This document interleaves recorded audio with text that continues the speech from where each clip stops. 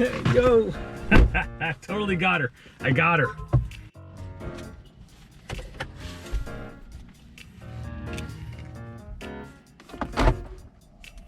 I got her. I totally got her. The lady at the Starbucks, every time I order a large, she'll say, venti? Like in a confused manner, like I don't know what I'm talking about, or she doesn't know what I'm talking about. Like it's a large. You got 3 cup sizes. You got small, you got a medium, you got a large. I know they call it venti, grande, whatever. I just never bought into that whole thing. I want a large. I ask for a large. Just give me a large. You don't have to act confused like you don't know what a large is. Well, today I went in and I asked her for a 20-ounce hot coffee with just milk, and she literally like skipped the beat, looked, and then like glanced over at the other kiosk or like register for a second, almost as if almost as if there was a piece of paper or something that showed how many ounces were in each size. But anyway, I felt like that was a victory for me. I got her with the 20-ounce hot coffee with just milk. I will never ask for a venti. That's just me.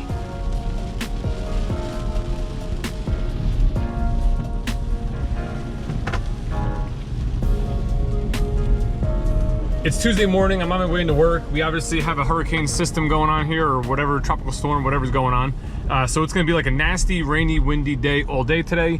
I'm taking the Bolt in to give it a quick charge. We're at 111 miles. The chargers at the complex we live in have been disabled. I don't know why. I have been too lazy to give a call over there and just find out exactly why. But we haven't been able to charge at home like we normally do, which is okay because my wife really just drives around town, and that 239 miles lasts literally like an entire week. So if I just drive it to work one day, I could put it on the fast charger and I could, you know, top it off for another week. And my Volt I plug in every day at work anyway, tops it off. I have plenty of range to go, you know, from work to home, and then from home back to work, and still be on battery power. So we're running gas-free quite a bit, which is really, really awesome. We're going to work today to pick up the Blazer. The Blazer that I sold on Saturday is in our Denville location. We needed someone to go get it because we're just a little short-staffed yet. So I'm gonna go drive down to Livingston. I'm going with another coworker. Actually, I met him in the last video, Dave Freeman. He has to pick up a car as well. So the two of us are gonna take a ride out. Someone else will have to drive us. And once we get out there, we'll bring both cars back to Livingston, at which point I'll go back home and enjoy the rest of this rainy day. By the way, if you don't use Rain-X, you should.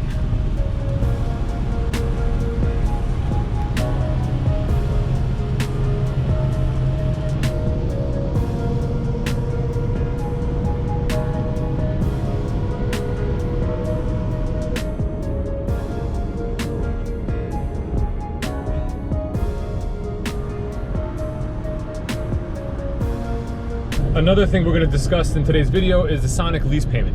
So if you watched my last video, and I appreciate all you guys commenting, I asked you to comment in the comments, obviously, where else would you comment? I asked you to put what you thought the Sonic lease payment would be based on the terms that my customer was looking to go by, what they were looking to achieve. And they were looking to do a zero money down lease. We were rolling in all taxes, all fees, everything. All they were going to pay when they picked up the car was their first payment. They were going to do 10,000 miles a year, and they qualified for the GM Educator program. So with those parameters, what do you think the lease payment was? A couple of you guys hit the nail on the head and got it literally exact to the dollar. Other people were very close, and some people quoted where it probably should be, which was what you'll find is a lot lower than it really is. But we'll sit down in the office and we'll break that down as well today.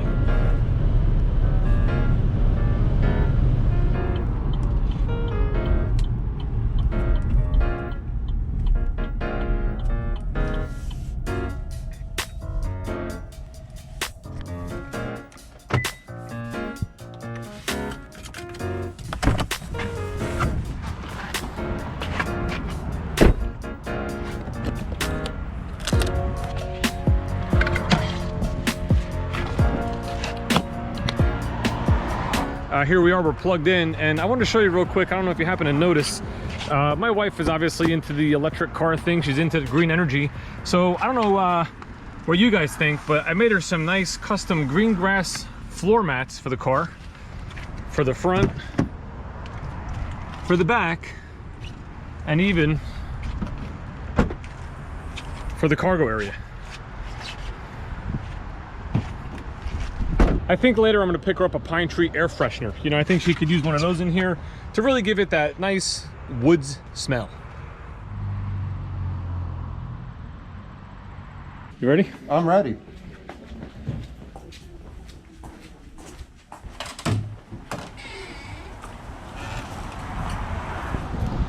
All right, we're on our way to the Denville store. I got my screwdriver, I got my license plate, I got my coffee. Eddie's driving us up there. We'll pick up the cars. I'll sit in the back. I got it. You sure? Yeah.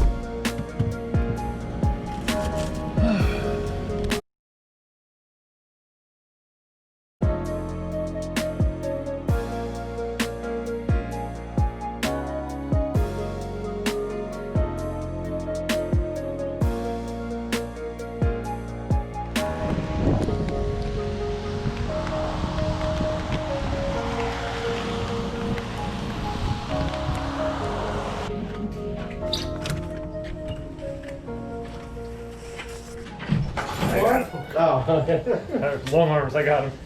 damn. I'm right back. Stretch Armstrong here.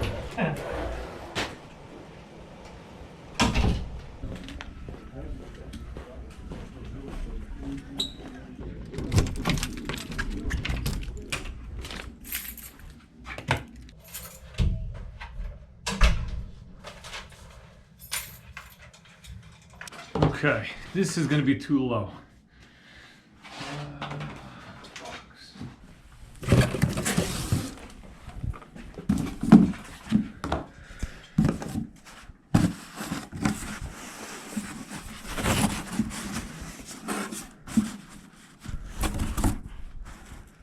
All right, this might work as our tripod.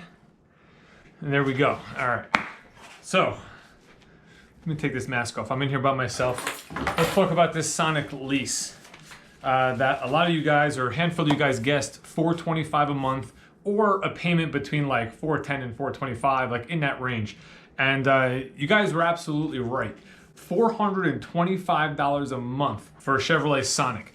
Now, I took a whole bunch of notes, and I kind of want to just explain how we get to that price, because a lot of people might say, well, the dealership's ripping you off. You can't spend $425 for a Sonic. It's only a $22,000 car. You're absolutely right. I basically would talk a client out of doing this unless it was absolutely necessary that they leased it for whatever personal preference they had. The best thing to do in this instance is just buy the car. You know, this way, at least after paying for it for 3 or 4 years, you have something to either sell or trade in. You can get value out of it.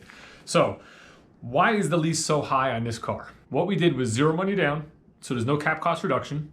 We rolled in all New Jersey's fees. So New Jersey's tax, New Jersey's plates, our documentation fee, the New Jersey tire fee, anything associated with the lease, the bank fee from the bank, we put into the payment. The only thing the client was paying was their first payment up front, which in this case is $425 a month for 39 months.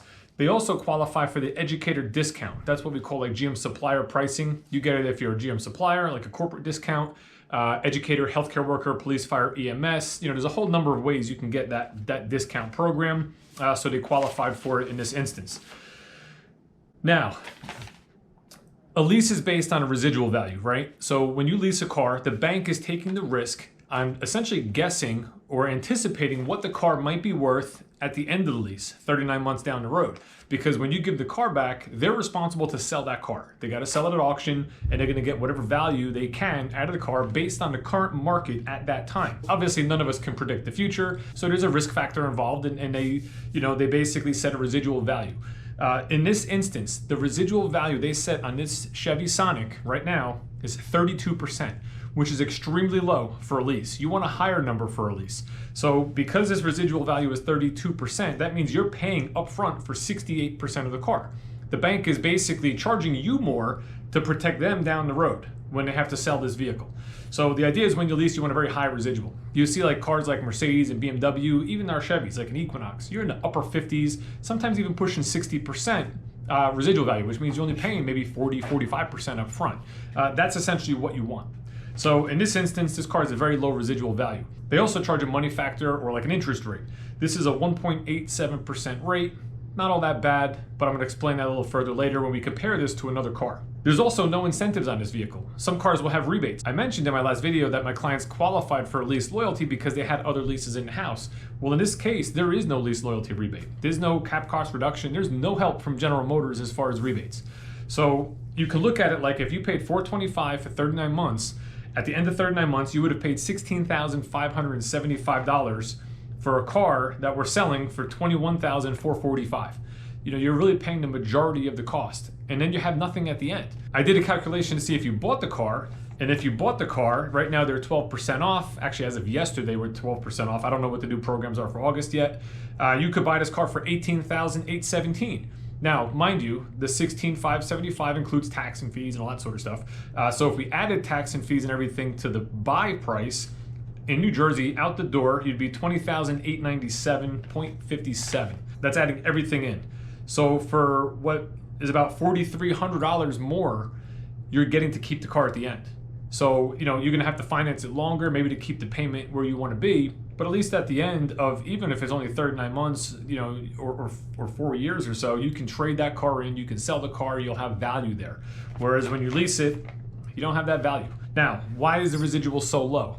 Well, sedans, as we know, the market has tanked, right? They already gave up the Volt, they gave up the Cruze, they gave up the Impala. There's rumor that they're gonna discontinue the Sonic. You know, so here's a car that who knows what it will be worth in 3 years. Will people be looking for this kind of car?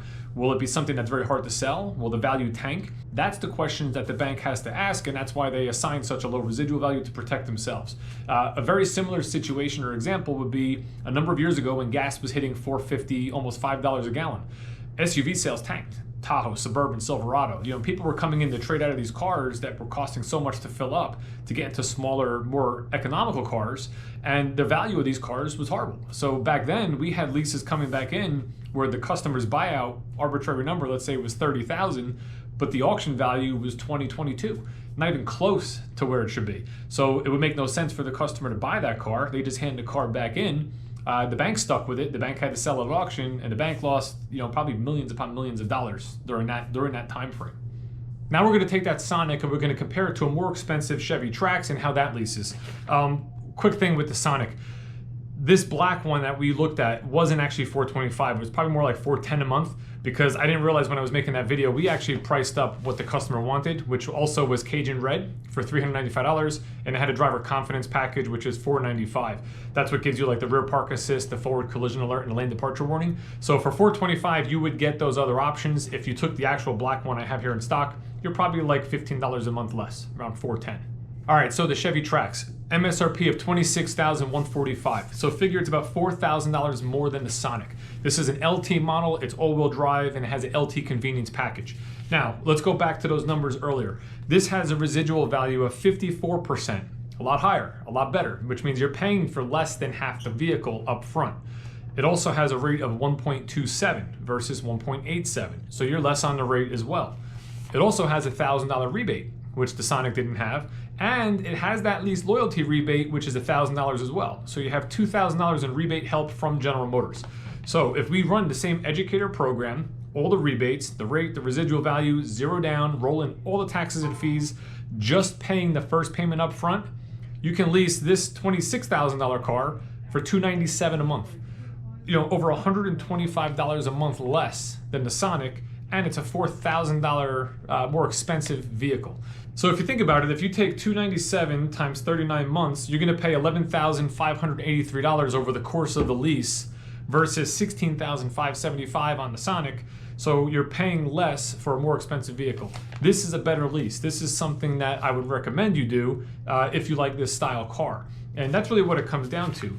How much is the car worth it to you as far as a price point? Like, are you willing to pay extra for exactly what you want? Or, you know, do you go with something that maybe you don't necessarily want, but you're getting a better deal? It's a personal question, only you can answer that. My job is basically to give you all the different ways you can buy a vehicle, lease, purchase, rebates, that sort of thing, and then you make your educated decision on what you want to do, knowing that I'm trying to guide you in the right way. And I can give you a perfect example. I have a customer that bought 3 cars in a row from me. They're all Sonic hatches, they're all stick shifts. It's what she loves to drive. She always leased them. from the first one to the second one to the third one, and her lease is up soon. It'll be the fourth one if she decides to do it again. Each and every time I try to tell her, go with a Cruise. Here's the lease on a Cruise. You can save a lot of money. I like the Sonic better. I'm going to do it. I gave you all the options. So in that case, I did everything I could. I presented all her options. She chose to go with a Sonic. That happened 3 times in a row. All 3 times she could have been in cars like a Trax that would be less expensive than the one she was technically buying. But listen, people have their reasons for doing what they want to do. And as a salesperson, you have to understand that. You know, it's their decision, they're an adult. And all you can do, again, is provide all the information, give them all the options, and then let them make that decision. So hopefully this sheds some light on how more expensive cars can lease better than lesser expensive cars, and why this Chevy Sonic lease is so high currently.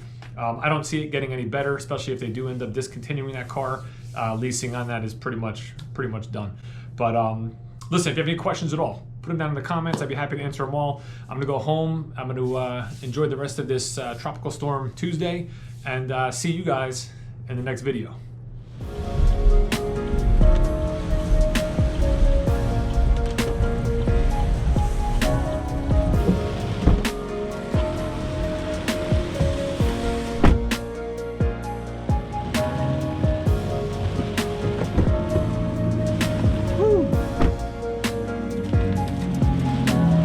Out of the 6-pack.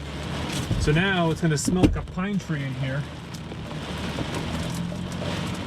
which will just add to the environmental friendliness of this vehicle.